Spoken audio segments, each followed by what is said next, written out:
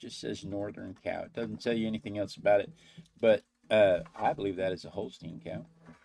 That is the most popular cow in North America, and I'm pretty sure the most popular milking cow in Europe as well. An interesting thing about milking cows is that we domesticated them and started milking them back when we were lactose intolerant. Cows, cows' milk and humans are not really compatible. Cows are cow milk is for infants, and in all mammal species, originally the lactase, the enzyme for digesting lactose, stopped production after puberty.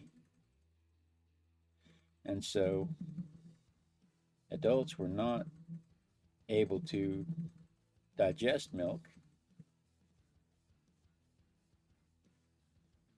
and we domesticated them anyway as milk animals.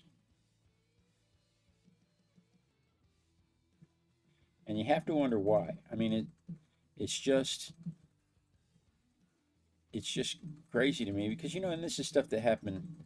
This is stuff that happened around 10,000 years ago. There's no records. There's no written. Nobody writing. Thag think milk tastes good, even though Thag can't stay out of bath cave. There's nothing. There's nothing written down explaining why. I'm getting into the details. I should still be blocking stuff in. I don't even know where that head's going to land yet. But when we domesticated cows about 10,000 years ago from the oryx, eight to 9,000 years ago from the oryx, which is a type of bison. And there's several different types of oryx around. They were not like sheep. They were not herding animals. At least with sheep, it kind of made sense because sheep would already flock. You could just sheep would stay together, and you could just go up and take the lead sheep and get the lead sheep's trust and attention, and the lead sheep would follow you, and all of the rest of the sheep would just get in line because they're that stupid. But cows, oryx don't flock like that. They're mean spirited.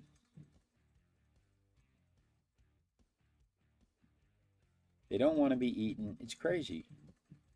It's crazy. And we still managed to domesticate them into a food source. Around 8 to 9,000 years ago.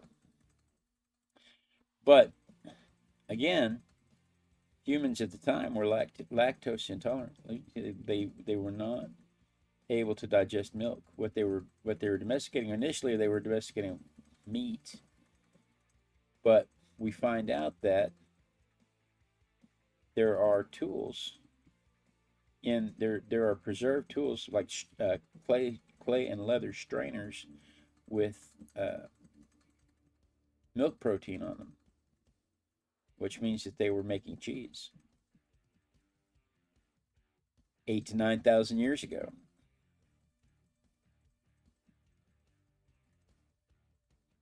They were making cheese. They were making butter. We found the tools to make butter, and they were making these things. And the thinking is that it was a cheap source of protein when you couldn't catch anything. There was always this cheap source of protein that they could store. Cheese and butter last a long time. Ghee lasts forever, which is refined, boiled down butter. It lasts practically forever. It never spoils. Milk spoils, but cheese lasts a couple of months, and butter, or cheese lasts a couple of weeks, butter lasts a couple of months. Ghee will last decades, I'm told. I don't know. I don't think I've ever had ghee. I don't even know if I'm pronouncing it right because I've only ever seen it.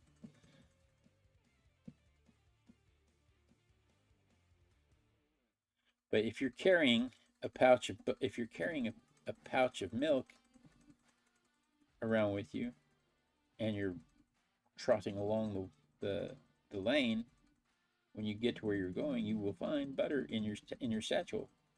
So, I mean, it's pretty easy to envision a scenario where they discovered butter.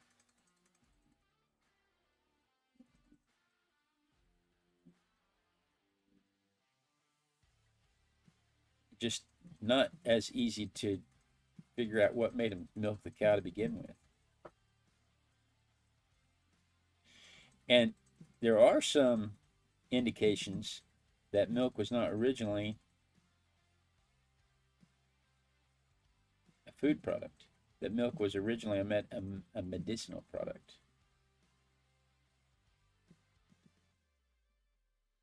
Because if you're lactose intolerant, anybody who's lactose intolerant, which includes about 83% of the world's population, adults would be considered lactose intolerant. And the rest of us are not necessarily lactose tolerant as much as we are lactase persistent.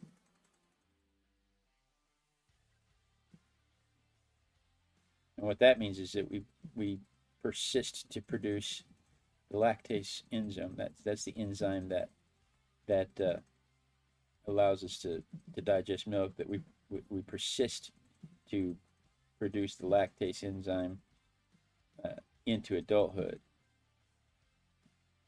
So we're not so much lactose tolerant as we are lactase persistent.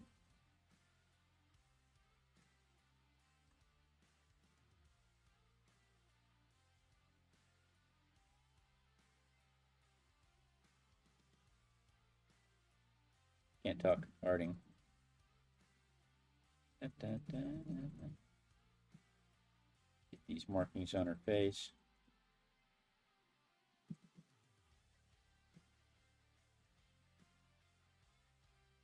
Come down here on her leg. Come down here across her belly. Come down here across her back leg. Here, all right, good. Now,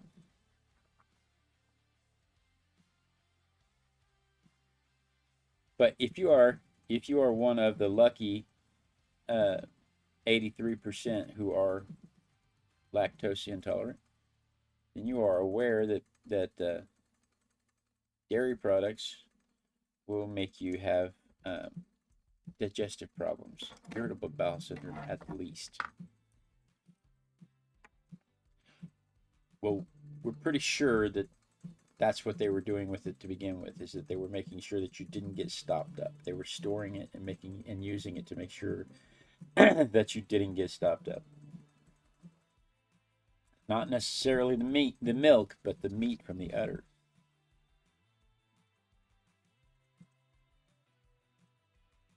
Thag hasn't pooped in 3 days, so the shaman gave Thag a block of weird rubbery meat, and now Thag can't stop pooping. Thag hates shaman. Anyway, that's the working theory, and there's evidence to support it. They find the tools to do such things. But again, there's still a bit of conjecture. It's still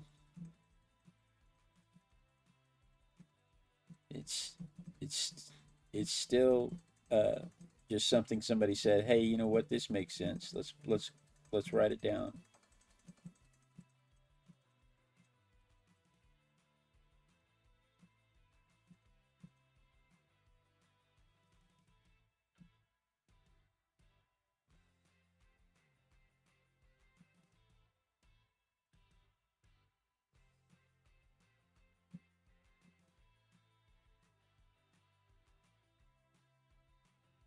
I had this problem drawing the elephant the other day. when the body of the elephant got too long for me, because I got too focused on all the different shapes.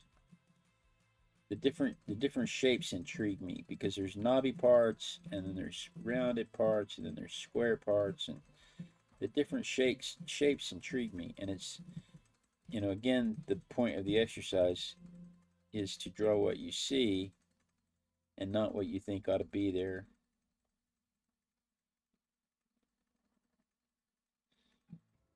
Like, I tried to draw nipples on that udder, and from my perspective, I can see what appears to be a nub, but I can't really see the nipples. But I tried to draw them on there, thinking that I should be able to see them, and that is what happens when your abstract mind takes over from what you're actually seeing. And the point of the exercise is to draw as you see it. The way their skin fat hangs down over their hooves makes them look like they're wearing little pants, though.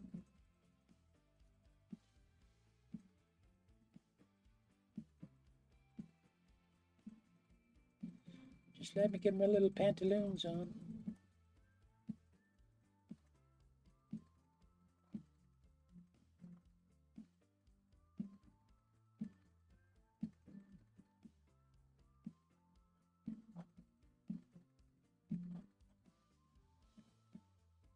All right, now how are we doing there? What are we lacking? We need that eye. We need that nostril. We need that coloration blocked in.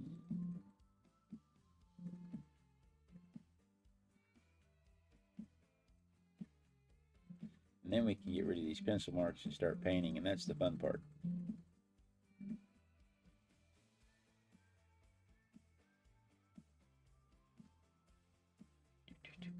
If you're watching in the chat, give us a shout out. Let us know you're watching. We don't have any way to see you. I haven't figured out any way to see who's in the chat without them chatting. I'd love to give you a shout out. If you would like to sketch along, I always post these pictures on my community page. And if you go to my community page on YouTube, you will find there's dozens of pictures for you to draw, reference photos for you to use. Dozens and dozens. All right, now I can erase those lines. My mother says, I remember growing up, it was a real treat to get fresh cow's milk from the local dairy. Really rich milk would be at least a quarter cream. I remember milking cows, Grandpa. I remember him going out there and showing me how to do it. He had that one real gentle, I think she was a Jersey. She was either a Jersey or, I'm not sure, but she was real gentle. And he showed me how to do it. Buckets and buckets. Cows produce, Holstein cows, one of the reasons why they're the most popular in North America. They were bred specifically for their milk production. These things produce 7 gallons a day. Each cow produces about 7 gallons a day. 23,000 pounds annually. Each cow produces 23,000 pounds of milk annually. And they're happy cows. They just walk into the barn. They're fat, they're well fed. They're out grazing all day long. And when it's time to get milk, there's an alarm that sounds, and they wander into the barn, and they get into their station because they want to be milked. Because they are sore. Guernsey Swiss. I couldn't think of the name of it, Dad. My dad's in the chat room helping me out. The Guernsey Swiss. I couldn't think of the name of it. She was a gentle cow. Grandpa'd let me help milk her. My grandfather was not one of those people who thought that you had to get up at 5 o'clock in the morning to milk cows. He thought that as long as you milked a cow twice a day, it was fine. So if you milked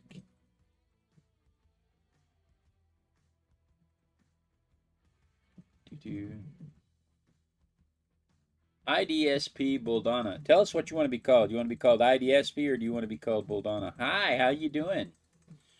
Welcome to the chat.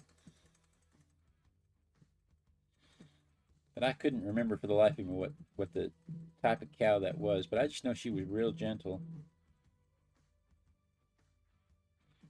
Buckets and buckets and buckets of milk. 23,000 pounds of milk a year these things produce.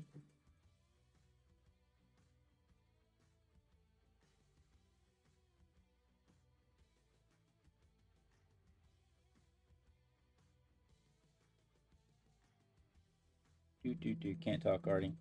Give me just a second here. I want to make sure I get these shades in the right place. Ooh, nice. Thank you. All right. So now, I think that's about all the shadows. Let's put the shadows on the ground.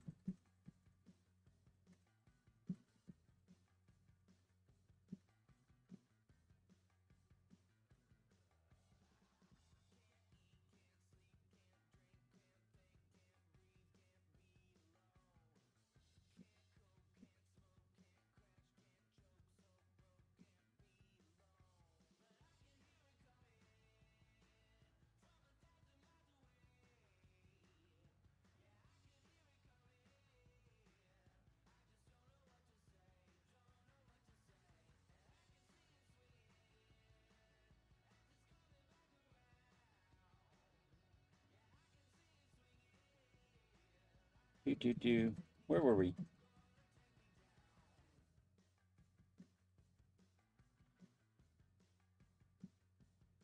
From India. That's nice. Are you in India now? I'm in Texas. I am in the United States and I am in Texas.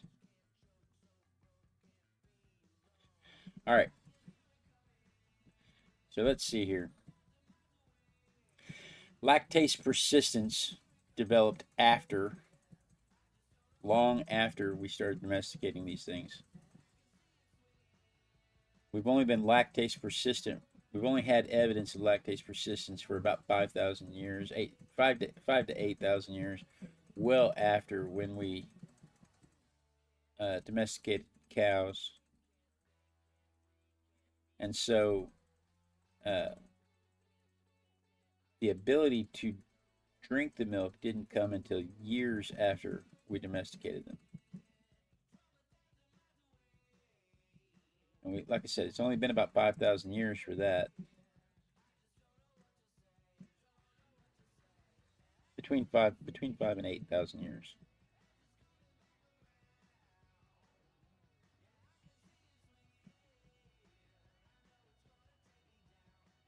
And it's not everybody. It's only the people who were in areas where cows were milked, where animals were milked at all. So you're only talking, you're talking 90% of Northern Europeans are lactase persistent,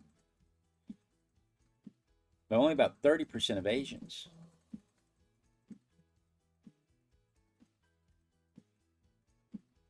About 70% of Africans.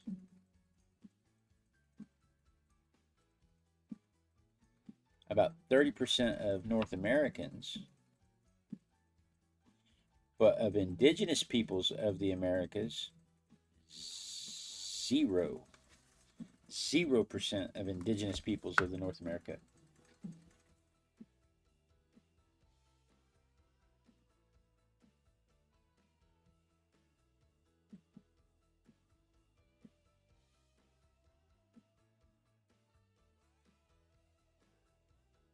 I am IDS People Dana official channel. Okay. I think, is that a country?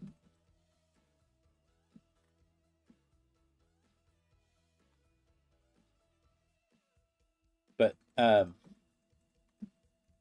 in North America, the indigenous peoples of North America are not lactose tolerant at all. There were no milking animals in North America at all. And so they lack all of the abilities of processing milk. They think we're weird. I think it's weird. All right. I don't think poor Ivy's going to be upset. I don't think there's a whole lot of drying needs to be done there. How are we doing on time? 5:51. Goodness. Please draw a goat. Thunder Sketch wants a goat. Hey, Thunder Sketch, the thing is I pull these things out of a toy box. So if I don't pull a goat out of the toy box, then I can't draw a goat. But it doesn't mean that I won't get a goat sometime in the future. Just that I didn't get a goat. I haven't got a goat today because I know I've got a goat.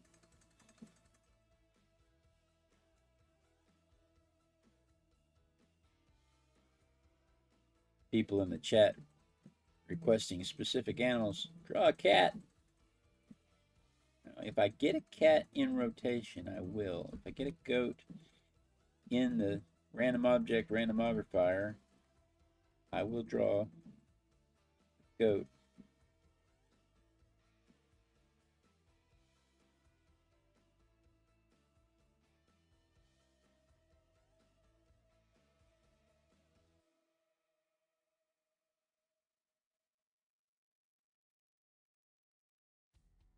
And we're going to have to,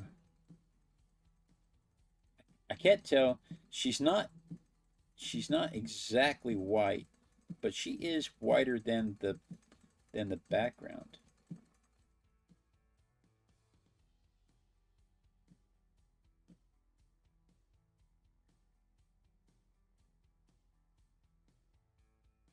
She is whiter. She is whiter than the background. So I'm wondering if I shouldn't add just a touch of sepia to her. Yellow ochre, just a touch. I'll make sure that's extremely watered down.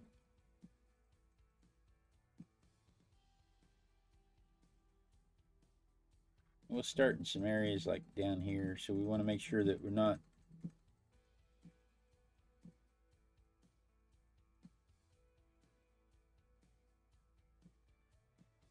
I certainly don't want to overpower the white with this. We're going to add just a little bit, like that. And then I'm going to blue the background is what I'm going to do. Because we really want her to stand out as white.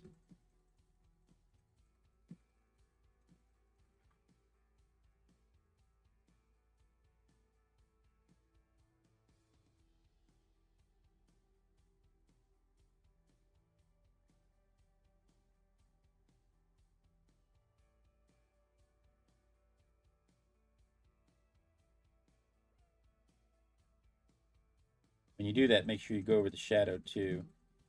Otherwise your shadow won't be as dark.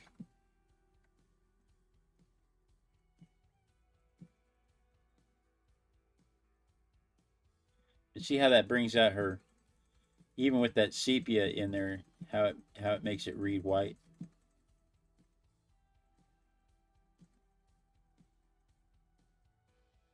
It just really makes her brighter.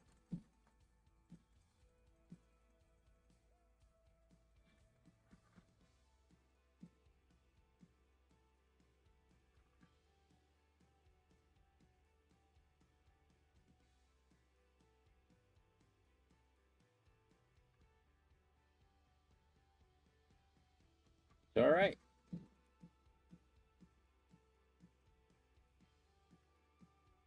Do.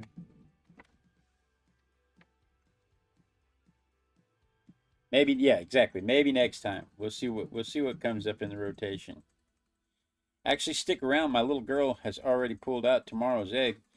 At the end of this sketch, we'll open it up and see what we have going on for tomorrow. I'm telling you guys though, they're random. This is a there's a toy box behind me with about 500 of these toys in it, and it is random what we pull out next.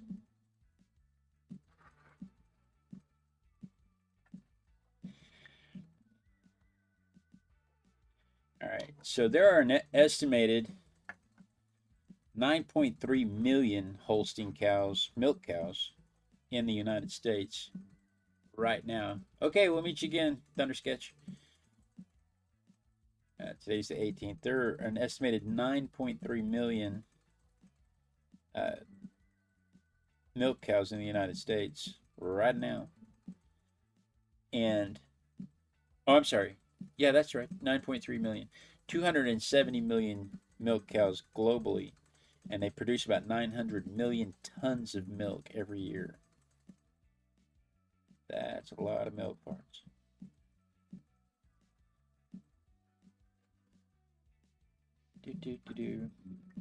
Somebody do the math on that. 23,000 gallons annually times 9.3 million. 230 million, around almost 230 million.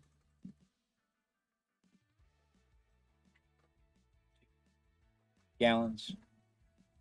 No, it can't be on 230 million. It has to be 23 million. It's a lot of milk. Okay, where are we? It is time for us to show this off. It's, let's see here. This is how my cow compared to the photograph that you guys are working with if you decide to play along. And then let me get this camera up here. Start by turning this microphone off, otherwise the whole system goes to boot. There we go. Take that off. Stop recording, safely eject. I really do need to come up with a better system for this, and I say it every day. And there's the camera. And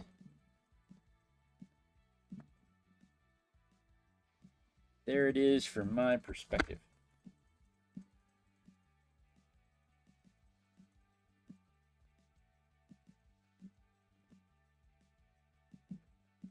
There it is from my perspective.